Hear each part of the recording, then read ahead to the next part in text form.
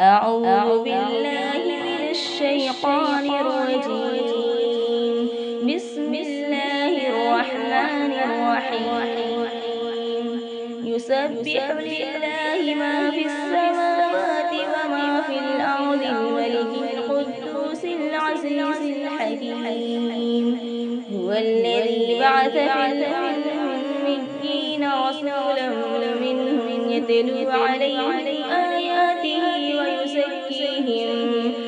ويزكيهم ويعلمهم الكتاب والحكمة وإن كانوا من قبل لفي ضلال مبين.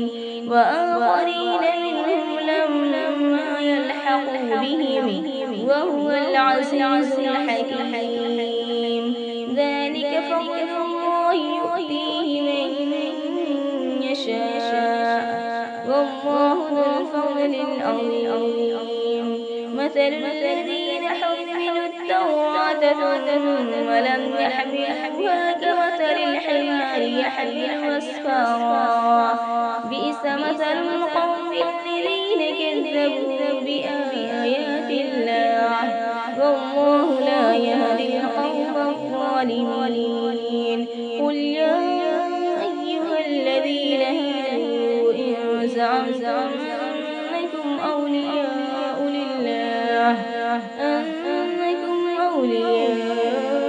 لله من دون الناس فتمنوا الموت إن كنتم صادقين ولا يتمنونه أبدا بما قدمت أيديهم والله عليم بالظالمين. قل إن الموت الذي تفرون منه فإنه ملاقيكم ثم تردون إلى عالم الغيب والشهادة فينبئكم بما كنتم تعملون.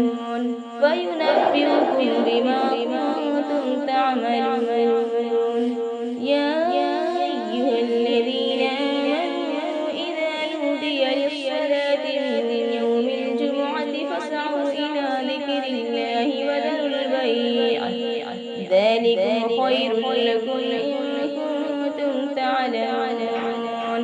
فإذا قضيت الصلاة فانتشروا في الأرض وابتغوا من فضل الله واذكروا الله كثيرا لعلكم تفلحون. وإذا رأوا تجارة أو لهوا انفضوا إليها وتركوك قائما قل ما عند الله خير من اللهو ومن التجارة والله